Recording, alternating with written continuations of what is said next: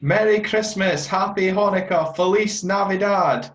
Well, someone's got to provide the festive spirit, Callum, don't they? Because Derek McInnes did it today. Well, it was actually more the crossing I've got problems with the wingers, but we're up for it. I've got the hat, you've got the waistcoat. Anyone Yeah, I who's do. anyone who's not watching is just listening to us. We're sorry, okay? We're just explaining what we're wearing. Yeah, we've got to try something because once again that was a painful watch tonight. One word for me: frustrating. Callum, Crosses, they were rubbish.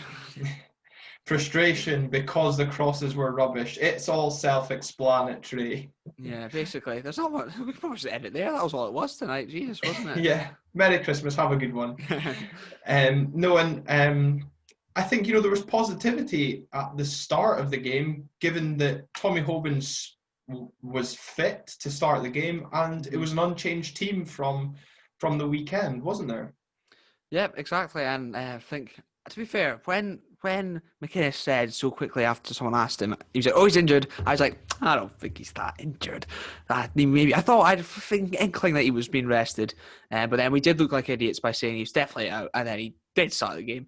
But yeah, I was happy, and he came through a couple knocks again today and just carried on. What a soldier, my hero. Yes, some classic mind games there from McInnes, and one notable absentee from the bench today.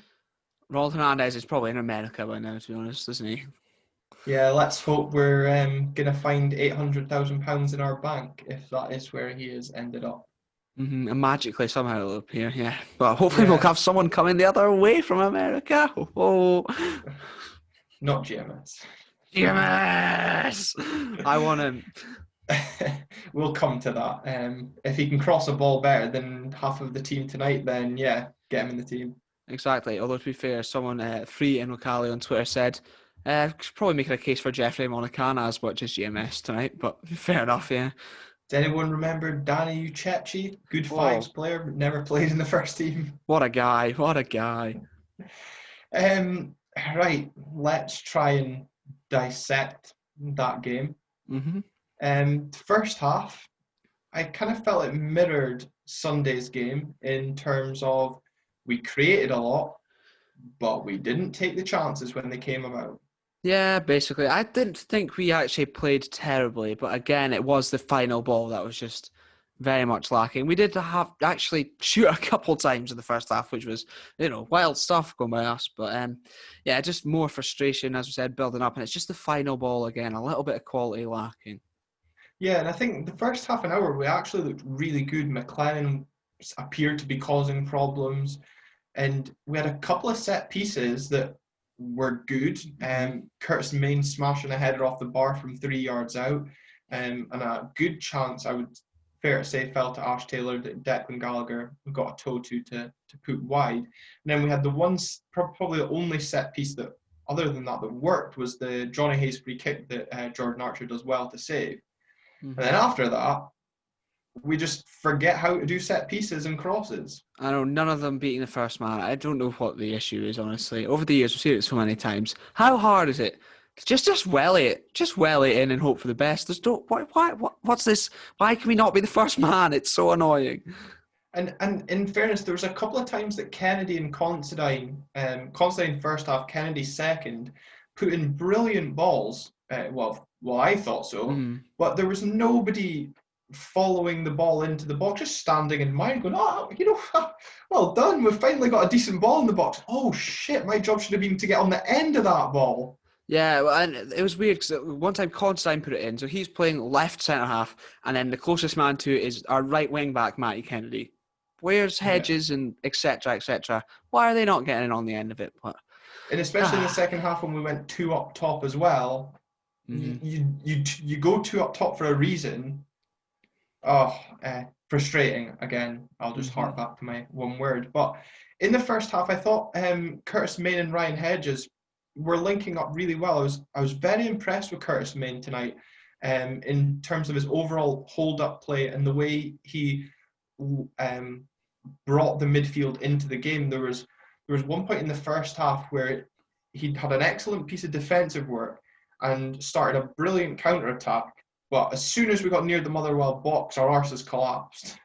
Yeah, that sounds about the story of the night. I was very impressed with Curtis again, putting in a good shift. And he just looks huge. There were so many close-ups of him, and I just thought, he looks massive. He's an absolute handful, to be fair. Just a shame all of his hard work didn't come to any avail, essentially. Yeah, and I think if you really want to sum our night up, you just need to look at that free kick that we won right in the 91st minute. Think chance, get the ball in the box. Maybe a wee header on target, or work the goalkeeper, Johnny Hayes, who looked absolutely knackered and had an inability to beat the first man the whole second half. Unbelievably lasted the 90 minutes. I wouldn't trust him to cross a road tonight, to be honest, let alone a ball. Oh, it was an absolute nightmare. It was annoying because it had been pointed out before the game by Steve Cowan in commentary. He was like, "Oh, sometimes his delivery's lacking." I'm thinking that's a bit harsh, but tonight it definitely was lacking. Yeah, it's funny you say that, actually, because when I was listening to him in the first half, I was like, God, he's making some really interesting points, and that Hayes one in particular, when he said, for a guy that's 33, you'd be expecting a lot better. And I was like, he's been one of our better players tonight, but he obviously had a crystal ball out and knew what to expect from Johnny tonight, because that was pretty woeful.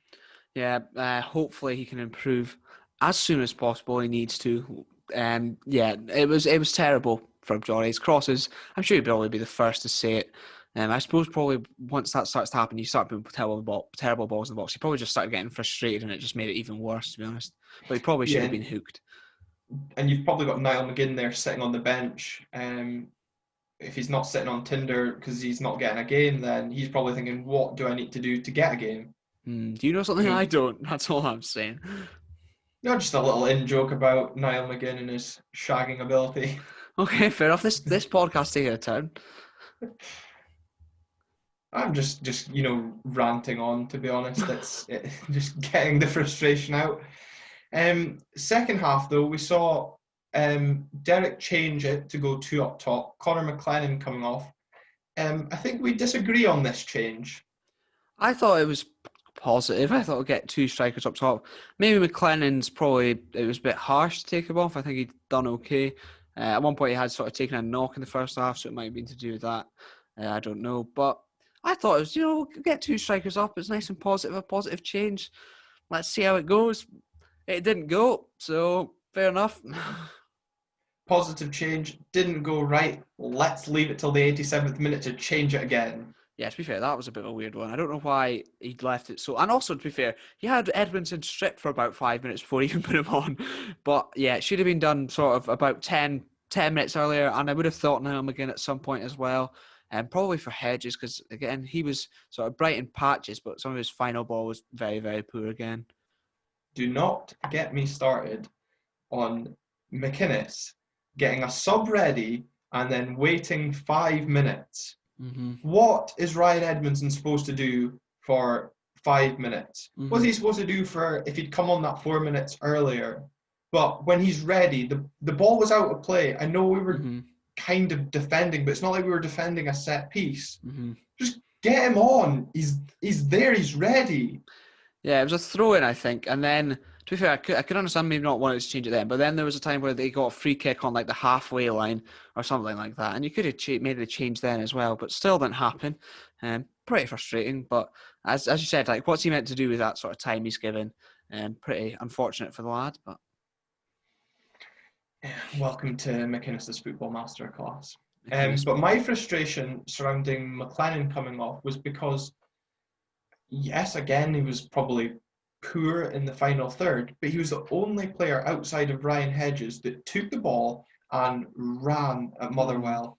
And when we're running at teams this season, we're causing teams problem. We're dragging defenders one ways, and you've got Hazer Kennedy left out on the wing to deliver balls in. But in the second half, we just lost that ability. We just seemed to miss that drive that a McLennan or a Scott Wright helps Ryan Hedges with. And yeah, I know, I can obviously see why we went to 2 up top, but it just didn't work. And when it's not working, you don't wait till the 87th minute to change it, or to try and, if that's the way you want to go, try and make it work. Yeah, I think that's probably true. And I think in a game where it was such a sort of centre midfield battle as well, because I mean Ferguson and McCrory didn't do too much going forward, but I think that was testament probably to Motherwell's midfield, which we knew all about going into it, very strong in there. So you would have thought it would have maybe if we were going to win the game, it would have been one elsewhere, and out wide would have been that position, but sadly not to be. Yeah, it's okay. The wingers can just rest up for not playing on Boxing Day. But it's a good point you make, though. Given the game in September when Motherwell brushed us aside in the opening 20 minutes, a bit more encouraging to see us dominate that midfield against Alan Campbell, who pretty much ran the show last time the two teams met. Yeah, definitely. And to be fair, and then they've got Polworth and the Crawford guy in there tonight as well. They look pretty tough in there as well. So it is a bit more encouraging, I suppose, to get a point. Unfortunately, that it wasn't 3. But to be fair, other than sort of in the middle of the park there, they didn't offer too much, did they, Motherwell, to be honest? No, again, what a negative team. A total anti-football from the Steelmen tonight. Set up from the first minute to take a point. And fair enough, that's our responsibility to go and break that team down. But for a home team, it just shows, for me, how much trouble Motherwell are going to be in this season if they're benefiting from generous 6 points from teams, that are getting COVID and handing them 3 points. Yes, I suppose we kind of got lucky with a Constantine block from, was it Crawford that had that shot? It could have been, yeah, I think you may be right. And then I suppose, respectively, Matty Kennedy's header excellently blocked by Grimshaw, to be fair. But apart from that, Motherwell were terrible. We knew, we spoke about their poor home form, but yeah, it was not a good game. I did think they looked a bit better when Devante Cole came on. He seems to offer a bit of a threat, and he put a good ball in, actually, that there's just no takers, much like when we put a decent ball in. At the other end, it's just an absolute nightmare. I don't know what it was. Some decent balls going in at either end, and just no one there to take it. Very odd. Very, very odd. Yeah, and I think, it says it all about the game when, once again, there seems to be praise for Ash Taylor's defensive ability tonight. The Birkenhead Baresi, he was quality. Again, that's 2 games in a row.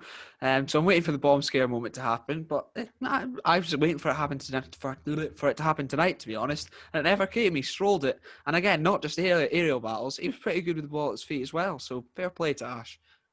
Well, at least someone's doing something and training at Cormac Park and improving, because there are certain areas of our game that definitely aren't. But could you take going for 3 league clean sheets a positive? I suppose so, considering how dodgy defensively we had looked previous to that. Yeah, I would say so. And it's been fairly comfortable as well. I mean, it's preventing Joe to even make that many saves. Again, he didn't have that much to do tonight. Okay, there was that ball in the box, but again, they didn't even force him to make a save. So that's probably encouraging that it's a bit tighter at the back. But if we can get now the other end of the pitch firing again, then that's probably quite important. Yeah, it's funny because we spoke about that in the episode that was released the other day, saying about who starts up front. Will we stick with, well, I was kind of more of a advocate for Curtis Main. You kind of thought maybe getting his goal that Cosgrove would come in. We spoke about the Hedges and Main's link-up play, which I think it's fair to say worked in the first half. I think so, yeah. I think that's a fair comment. Do you think Cosgrove and Main worked together well? Not so much in terms of link-up play. I think they worked quite well in terms of pressing Motherwell together, which, to be fair, you might not have said about Cosgrove that often, but they did okay in that sort of aspect. But in terms of linking up the play and going forward, not the best, but there was some flashes where it was just sort of that final ball again that didn't quite come off. But, I suppose it'll maybe come with a bit more time. Yeah, it was even when it did work, the final touch or the final pass, it was just everything about the final area of the pitch just let us down tonight, and it was just one of those nights. And yeah, I'm still not over the fact that it was just Aberdeen to let my bet down tonight either, but it needs to improve on Boxing Day against St Johnstone, doesn't it? Hope so, and I hope we can just go at them again. I think if we come out the traps like we did against Motherwell tonight, then we do on on Boxing Day, then we maybe will manage to break St Johnstone. I don't think they're as good defensively as Motherwell. What? No, nothing at all. We came out the traps well on Sunday. We came out in the traps well tonight. We're just not taking our chances, and it would be nice of us to do that on Boxing Day, but just now I've got no confidence in us taking chances. Yeah, you're probably right. Maybe it'll happen, festive spirit and all that. Maybe that's what I'm thinking. Well, there's Fingers no crossed. festive spirit after tonight. Oh, come on. I've just been singing Feliz Navidad all night, honestly. Yeah, well, we need something, and this waistcoat. I'm trying to lift the mood. One person there's been talk, let's say, on social media, of a potential. Well, I wouldn't say it's a potential signing, given that New York City are not taking up Gary Mackay-Steven's contract. Would a player like GMS help our squad just now? Yes, do it. Just do it. I just like the nostalgia. Do it. Bring him back.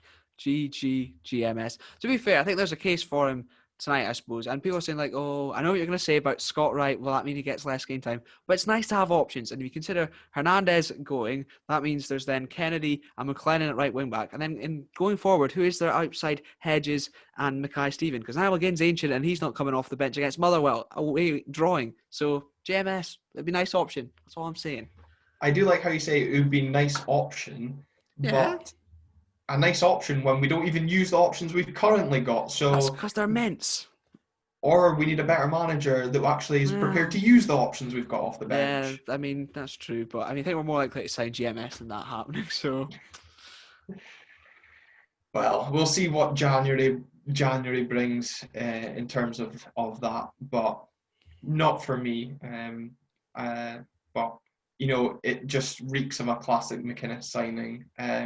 Although I noticed tonight Ross Stewart limped off for Ross County, so makes him even more likely to sign for us because we do love an injured player. Yeah, that's probably true, to be fair. And it's interesting to mention it's very McInnes signing. It's also a signing I made in my Football Manager save with Aberdeen last season. I brought GMS back, so that's another reason I want. After I signed Edmondson, we signed him. I just want all the credit coming my way. And another thing, for those of you that watched Red TV's coverage of the game tonight, good to see Michael Devlin is as terrible at wishing the fans Merry Christmas as he is staying fit for the club. Yeah, it wasn't good. Most of them weren't good. And then Matty Kennedy just throwing thumbs up. And I mean, Considine and then McInnes, that was like a hostage video more than anything else, to be honest. The only one that had a bit of heart in it was Dylan McGeoch, because he wasn't being told what to say, and he actually did it properly. It was fair enough. And then Mr. Chairman piping up with his Merry Christmas wishes and telling everybody how much warmer it is over the other side of the pond. Cheers, mate. We're not miserable enough here. And if that wasn't miserable enough, I suppose we should speak about, speaking of the chairman and being in Atlanta, this ties in nicely to Boxing Day's game. The fans of Atlanta United will be allowed access to watch Boxing Day's game via Red TV International. Callum, what are they in for? Oh, Jesus, they're going to be thrilled, aren't they? That will ruin their festive spirit. It just seems very odd, to be honest. We're not allowed to watch them, apparently. They're getting to see us, we're not allowed to watch them. Where's the benefit for us? It's quite weird. Could you imagine them like tuning in and hearing like Dave McDermott like on commentary with someone like Fraser Fivey or whoever they get on? Or they'll have, or for an away game, listening to Stevie Cowan berating the team, try to understand what he's saying. Exactly. There's no way they're going to enjoy it at all. The football and the commentary won't understand a word. What's the point? We'll need to like pump in like some Americanisms into the game, get the crowd noises, fight and win. Or just go all out and hire Derek Ray to be the commentator. Well, he is over there. Exactly. It makes sense. But you never know if there's any Atlanta fans wanting to hear an honest fan opinion. Come on down. If they can understand us, that is, again, probably not going to happen. No, probably not. So that links in nicely to Boxing Day's game. Ross McCrory suspended, so I suspect a change in midfield. Well, I don't suspect, there will be. Tommy Hoban, obviously fit tonight, picked up a knock but soldiered on, as you adhere to already. part of me thinks, should we have rested Tommy tonight? Possibly, and have brought Dean Campbell in the midfield and then McCrory at the back, considering he won't be playing this week anyway. But knowing our luck, it would have probably meant like Dean Campbell or someone got absolutely nailed and got injured, but by Alan Campbell or something. It would have been our luck, but it would have been probably not a bad idea, but I suppose trying to give yourself the best chance of actually winning the game. And, Tommy's a trooper. He'll be fine. So you suspect him to play again on Boxing Day? Tommy Hoban, yeah. Yeah. Yes, I think so. As soon as, to be fair, with that knock, obviously he picked up and I was a bit concerned, but then I thought, he doesn't look panicked at all. He doesn't look panicked. He'll be fine. You're the only person on my WhatsApp to actually not be fazed by that injury at all. If given his recent injury history, if it was a bad injury, he'd be head in hands having a nightmare. He was just sitting there twirling his ankle around, so he's fine. So McCrory suspended. We're going to say Dean Campbell will come in alongside Lewis Ferguson. Would you make any other changes for Boxing Day? Do you think is Scott Wright meant to be fit? No, unfortunately not.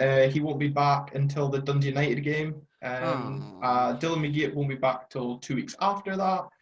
Greg Lee 2 weeks after that. So I like how we're giving everybody a 2-week break before coming back into the squad. And then I think it's a couple of months for Mr. Devlin if he doesn't decide to get injured again. Can't wait. In that case, then probably there won't be many changes. I think maybe Cosgrove might come in from the start, possibly for a main. And I can imagine that'll probably be about it, unless he does fancy getting down again a game. Who knows? We'll see what happens. Forgotten man. He's like forgotten man number 2 after Hernandez, to be honest. Yeah, and from a St Johnstone point of view, they'll be coming to Pittodrie on the back of, at the weekend, a disappointing result, given that they went down 3-2 to St Mirren, had Jason Kerr sent off. Tonight they went down 3-0 at home to Rangers, and Michael O'Halloran got sent off. So no Michael O'Halloran for them on Saturday. But what do you think we can expect? A disappointed St Johnstone coming to Pittodrie? Maybe something we could take advantage of, maybe. I love a red card, but I think going with St Johnstone coming up here, we all know what it's going to be. It's going to be Stevie May.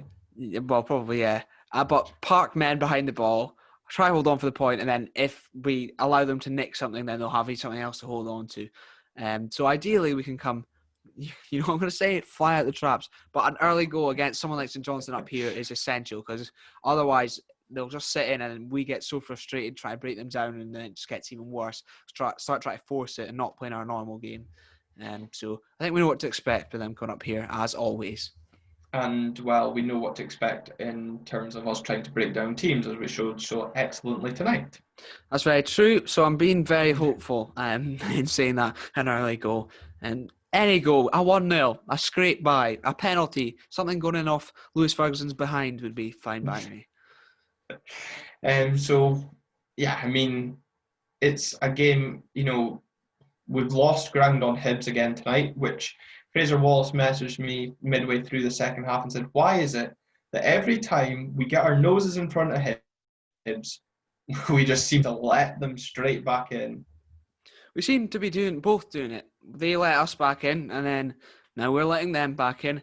Just to and fro in throughout the whole season, really, isn't it? But then it is annoying, especially considering we seem to be getting the better of them against them in the league as well. So if we could capitalise, they seem to be capitalising on us dropping points, but we need to capitalise on them dropping points, and hopefully that'll happen soon. Fingers crossed. We did it at the weekend, but we don't do it often enough, which is kind of where we're coming from there. But I suppose, given the draw tonight, I know Dundee United picked up the 3 points at Tannadice, but there's still that huge gap to the teams 5th and below. I suppose for St Johnstone's point of view, I know obviously Kilmarnock will have lost tonight, St Johnstone lost, Ross County lost, Hamilton lost, so they're still embroiled in a relegation battle. So, like you said, they'll be coming here to probably sit in and frustrate. But just kind of from a St Johnstone point of view, how important is this game for their season? Try and stop the rot, to be honest. And that's probably what they're trying to do. And a point would probably be a good way in sort of heading towards that kind of thing, especially such a busy period. So you can guarantee that's what they'll be coming up for, to hold on to and then just try nick us on the break, which we've been susceptible to a few times this season. So fingers crossed we can keep the back door shut, having looked a bit better defensively in recent times. Yeah, and Motherwell did try and do that to us today, hit us on the break. But thankfully, like us, like you said earlier, their final ball was just as poor. Basically, yeah. And then when it was a good one, there's just no one in there. Don't know what's going on. So hopefully St Johnstone are just the exact same, and that'd be nice. But, clutching at straws and hoping for the best there. I'm glad we've advertised this Boxing Day feast of football so well. I hope you're all really excited at home and looking forward to it. Yeah, I know. What a way to spend Christmas Eve listening to our dulcet tones, getting you up for a game that will probably be absolutely terrible. I'd say there's nothing more festive, to be honest. Yeah, and also what a great way or a great excuse to get out of spending time with the in-laws. Wow. Oh, you better hope they're not listening. You better hope they're not listening. Yeah, no, I've got 3 days with them, so I'm going to be clutching at any excuse to get some time out. So I'm hoping if Kevin is listening, he's probably tuned out by now. But otherwise, yeah. Yeah, that's probably true. Good point. Maybe probably turned off as soon as he saw the waistcoat. Yeah. But Boxing Day also means the release of our Jamie Smith interview. And given it's the festive period and we want you to enjoy the Jamie Smith interview, we've decided not to do an immediate review of the St Johnstone game, haven't we, Callum? Yes, we have. Because it would be Jamie Smith Boxing Day, and then it would probably be like recording on Boxing Day. We'd probably have to, and then it'd be out on the 27th. Then it's not much time between the Jamie Smith one and the next one, or then it's only coming out the day before the next game if we do delay it a day. There's just not enough time, and we've got festivities to enjoy and faces to stuff. So that's what's going to happen. But hopefully you will enjoy the Jamie Smith podcast, and it will be around an hour and a half as well. So it's a big one. It's a big one.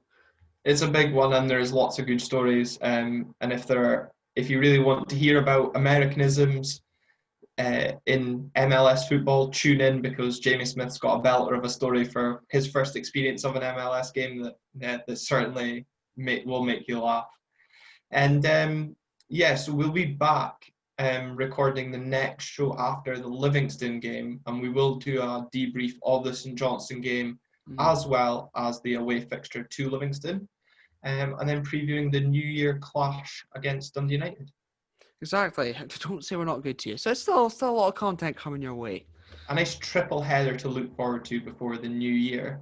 So, but before we go, Callum, we should wrap up in the normal style that we do, with your one word ahead of the Boxing Day game against St Johnstone. Festive. There we go. That's mine. I hope you enjoyed it. What about yours, Glenn? Finishing, because I hope our finishing is so much better than it has been.